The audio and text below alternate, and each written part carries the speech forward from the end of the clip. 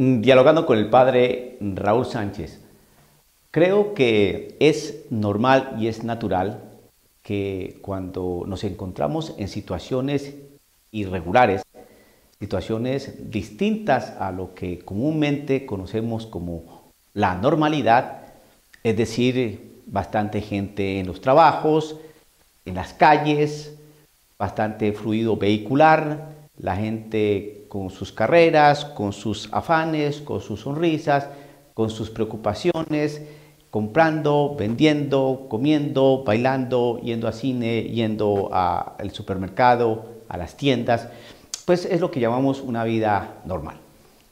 Pero cuando vemos que las calles están solas, los supermercados están vacíos, tanto de gente como de algunos elementos eh, que suelen estar en los estantes, cuando vemos que los restaurantes están vacíos, que toca comprar a través de una ventanilla, eso no es normal. Y eso en virtud de un virus. Bueno, y ese virus obviamente pues, ha creado unos desajustes y unos desbalances, no solamente a nivel de salud por la cantidad de muertos que ha cobrado, sino por los desajustes de orden económico que se están surtiendo. Pues bien, entonces aparecen una serie de preguntas, ¿no? ¿Qué va a pasar? ¿Esto es el fin del mundo? ¿Es el principio de algo? ¿Es el apocalipsis? ¿Qué va a venir después de esto? ¿Cuándo se va a terminar? Dicen que el 4 de mayo, otros dicen que el 30 de abril. ¿Qué es todo esto? Pues dentro de la Iglesia Católica aparecen algunos que miran esto como una realidad catastrófica, como una señal, como algo. Y creo que si analizamos esto, pues en algo tienen razón. Mire, nosotros somos personas de fe y no podemos descartar estos signos, ¿no? Estas pandemias, estas enfermedades, estos problemas económicos, estos desajustes a nivel social, político. Todo esto, pues Dios está aquí, Dios interviene, ¿no? Dios interviene. Porque Él genere una pandemia, sino porque Él permite que se geste una pandemia.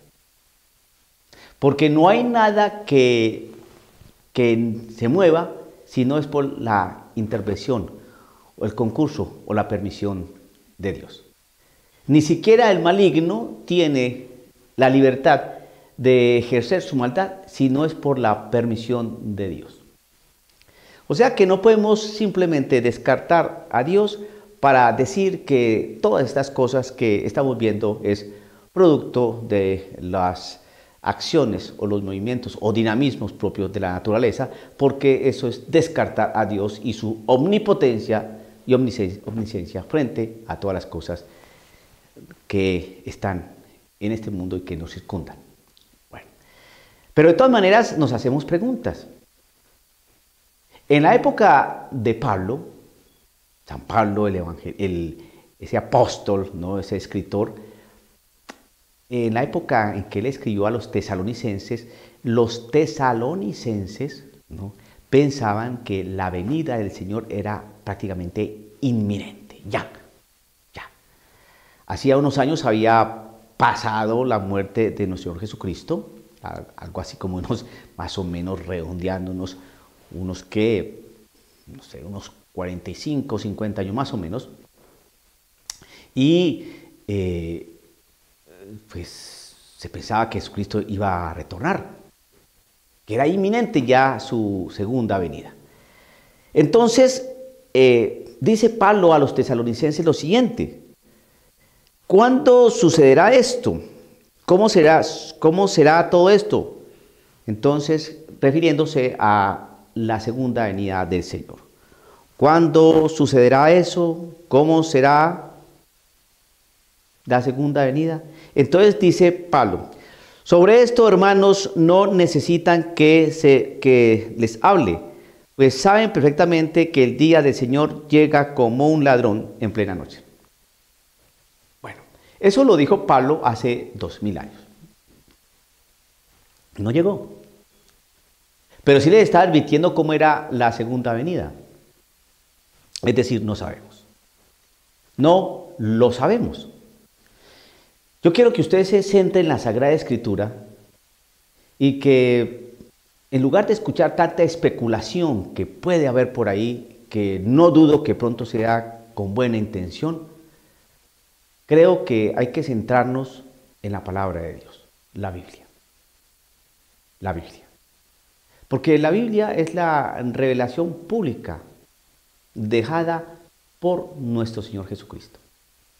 Entonces, si usted se acoge a lo que dice el texto sagrado, pues va dilucidando una serie de cuestionamientos que es natural y que es normal que nos formulemos frente a tantas cosas que nos desconciertan.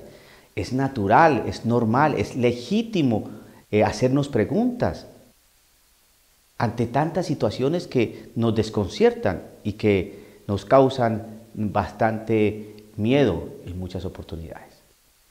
Entonces viene Pablo y dice algo a los tesalonicenses que nos dice algo también a nosotros. En esa inminencia que pensaban los tesalonicenses de que iba a regresar el Señor en su segunda venida, y obviamente han pasado 2000 años y no llegó, pues Pablo sí dice algo que debemos poner atención. Cuando afirma, pues saben perfectamente que el día del Señor llega como un ladrón, en plena noche. Cuando todos se sientan en paz y seguridad, les caerá de repente la catástrofe. Es decir, no sabemos. No sabemos. ¿Qué más nos dice y nos ilustra la Sagrada Escritura? Entonces, les caerá de repente la catástrofe. ¿Cuándo?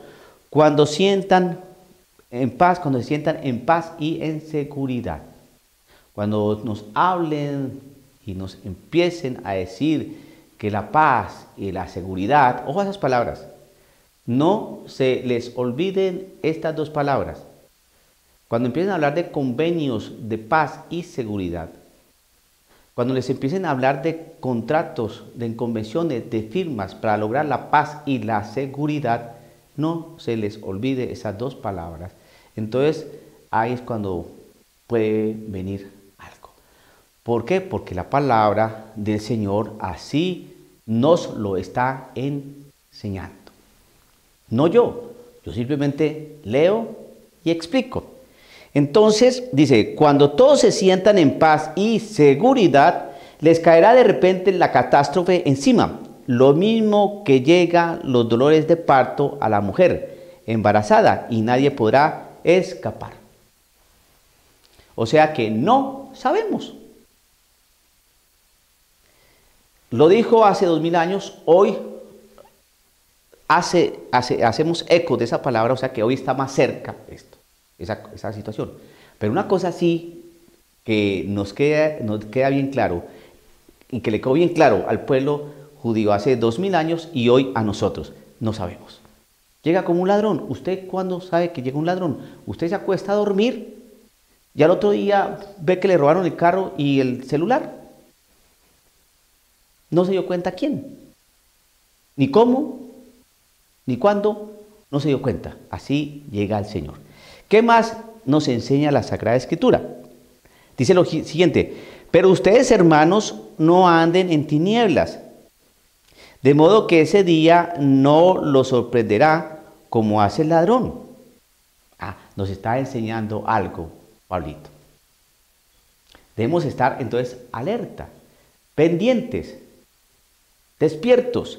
Pero ustedes, hermanos, no andan en tinieblas, de modo que ese día no los sorprenderá como hace el ladrón, es decir, dormidos. Vamos a estar despiertos. ¿Qué más dice? Todos ustedes son hijos de la luz e hijos del día. No somos de la noche ni de las tinieblas.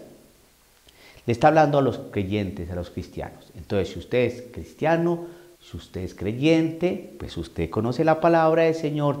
Y si conoce la palabra del Señor es porque está asumiendo, está viviendo está aprendiendo de lo que el Señor enseña a través de la voz de Pablo. Por eso el verdadero cristiano es el que no es un oyente olvidadizo de la palabra del Señor, sino que la asume y permanece en esa palabra. Entonces, como Pablo está refiriéndose a los cristianos, entonces les dicen, ustedes no andan en tinieblas, ustedes son de Cristo, ustedes permanecen en Cristo. Entonces, todos ustedes son hijos de la luz, porque nosotros somos la luz del mundo. Porque nosotros seguimos a Cristo Jesús, que es la luz del mundo. Y el que sigue a Cristo Jesús no anda en tinieblas. Eso es lo que quiere decir Pablo, porque ya nuestro Señor Jesucristo había enseñado eso. Entonces, todos ustedes son hijos de la luz e hijos del día. No somos de la noche ni de las tinieblas. Entonces, no durmamos como los demás, sino permanezcamos sobrios y despiertos. ¿Qué significa eso? Pues haciendo oración, escrutando la Sagrada Escritura, teniendo una vida ordenada, ¿no? Viviendo en paz, orando. Bien. Los que duermen, duermen de noche, y los que se emborrachan en la noche. Nosotros, en cambio, por ser del día, permanecemos despiertos, revistámonos de la fe y del amor como de una coraza, y sean nuestro casco la esperanza de la salvación. Entonces no nos vamos a asustar, somos hijos de la luz, acatamos lo que dice Cristo Jesús, que es la luz, no andamos en tinieblas, no nos emborrachamos, no hacemos estas cosas, estamos despiertos, estamos atentos y vigilantes. Por lo tanto, cuando venga el día del Señor, que no sabemos cómo y cuándo será, pues estaremos listos. Bien. ¿Qué más sigue diciendo el texto? Pues Dios no nos ha destinado a la condenación, sino a que hagamos nuestra la salvación por Cristo Jesús nuestro Señor. Nos ha dado las herramientas, nos ha dado los elementos para estar despiertos, para estar consagrados a Él, nos ha dado los sacramentos, nos dio su palabra, nos enseña prudencia, sabiduría. Todo eso es andar despiertos y todo eso es luz. Y eso significa desatender o estar lejos de las tinieblas. ¿Qué más nos dice el texto? Dice acá, Él murió por nosotros para que despiertos o dormidos vivamos con Él. Por eso, anímense mutuamente y edifíquense juntos como ya lo están haciendo, así como yo lo estoy haciendo. Estoy cumpliendo lo que dice ese texto. No nos vamos a alarmar con cosas catastróficas, que un secreto, que un aviso, que aquí, es que aquí dijeron, y la profecía. Sí, todo eso es importante. Pero esto, creo que antes de alarmarnos, nos da una exhortación, nos levanta el ánimo, no nos echa pañitos de agua tibia, sino que nos mantiene en una actitud madura y responsable frente a la segunda venida de nuestro Señor Jesucristo o frente a estos acontecimientos que a veces nos inquietan. Entonces, vuelvo a repetir,